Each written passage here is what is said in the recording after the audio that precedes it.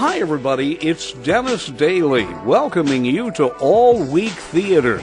Every week I take a classic old-time radio episode, cut it up into 5 pieces, and present it for your convenient listening pleasure. Here's a classic Gunsmoke episode, cut up into 5 parts. And here's part 2.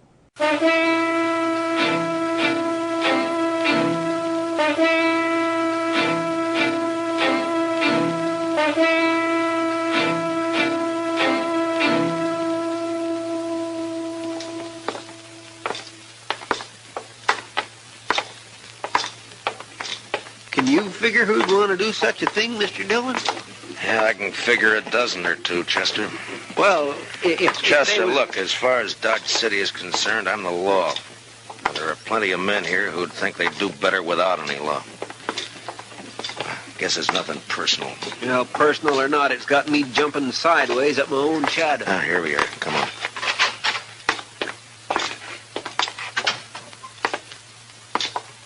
Well, good morning, Marshal. Haven't seen you since the robbery last month. Attempted robbery, Mr. Greeley. Yeah, so it was, thanks to you. Well, Mr. Dillon, the bank's at your service. What can I do for you? Give me some information, if you will. Well, if it isn't confidential. It is, but I want it anyway. Well, I hardly know what to say. Perhaps you'd better step into my office. This way, gentlemen. Thank you. After you, Mr. Greeley. Now, just what was it you wanted to know? I want to know whether one of your customers has drawn $5,000 in gold from the bank in the last few days. Any particular person in mind? No, that's what I want to find out. Well, I hope this won't go any farther, Marshal. So somebody did, huh? Who was it, Mr. Greeley? I certainly wish to make it clear that I don't approve of this man, but after all, he is a good customer. And it's not my place. Yeah, I know. Who was it? Lawson Hale. Lawson Hale? Yeah, he took the gold out just this morning, as a matter of fact. Said he was working on a cattle deal of some sort. Yeah, figures all right. Hale's tried to move in on this town ever since he came here. Every time he's tried, I've stopped him. I do hope you'll regard this as confidential. Yeah, sure. Well, Chester, we know who one of them is now. Yeah, but who's the other, Mr. Dillon? The one who's actually going to do it. Some punk who wants $5,000 real bad and doesn't care how much he has to do to get it. That sure doesn't narrow it down any. Yeah, I know.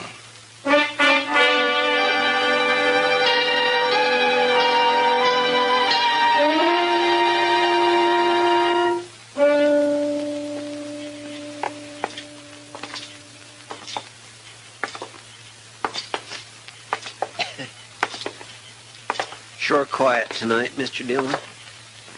Yeah? Not many people out. No, not many. The moon is throwing quite a bit of light. Yeah, I guess it is. Kindly makes a target out of a man. Yeah, kind of. If somebody was out to shoot somebody, this would sure be a good night for somebody to do it. I suppose so. Mr. Dillon. Hmm? Do you mind if I make a comment? Well, I thought that's what you were doing, Chester. Let's go on back to the jail and stay off the streets. This way you're just asking for it. Chester, if it's going to come, it's going to come. I'd rather meet it halfway than to sit and wait for it. Asking for it, that's what you're doing. It's been 2 days now. It gets on your nerves. When you go out to bring a man in, you know you may have trouble and you're ready for it. But this way, and not knowing who or when or where or... Yes, sir, well, I understand, Mr. Dillon. It kindly bothers a man. Yeah. Let's walk down the Texas Trail.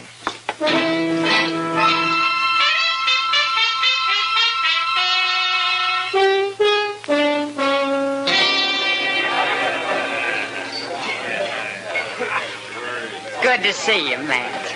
You've been avoiding us the last couple of days. Busy, Kitty. Something bothering you, Matt? Bothering me? Yeah. Whatever gave you an idea like that? Mr. Dillon, What is it, Chester? Lawson Hale just come in. He's down the bar there. Oh, yeah. Maybe you ought to have a talk with him. Well, that's one way. That's the one I haven't tried yet. Excuse us, will you please, Kitty? Well, sure, Matt. Oh, whatever it is, be careful, huh? Abilene was wide open. Yeah. I had it right in the palm of my hand. That's so? The minute a trail drive had hit town, the boys would grab their pay and they'd head straight. Something I can do for you? Yeah, I want to talk to you, Mr. Hale. Well, I don't see anything stopping you. We'll move down the bar a ways if you don't mind. It's kind of private. Sorry, Marshal. I'm fine right here. I said we'll move down the bar. If it's that important.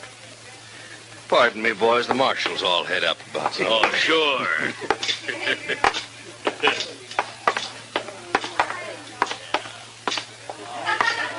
Far enough? Yeah, this is far enough.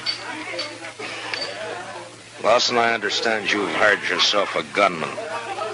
Sent him out to get me. Offered him $5,000 in gold. I don't know what you're talking about, Dillon. Wouldn't care to tell me his name. No, I don't think so. You see, I don't know anything about it. What's he waiting for? He's had 2 days now, and he hasn't made a move. Like I said, Dillon. Why don't you do the job, Hale? You're wearing a gun. Maybe save yourself some money. I've got no quarrel with you. You mean you're yellow? Scared to call your own play. I said You're a weaseling, no-good coward, Hale. So join me next time when we cut up yet another old-time radio show into 5 parts on All Week Theater.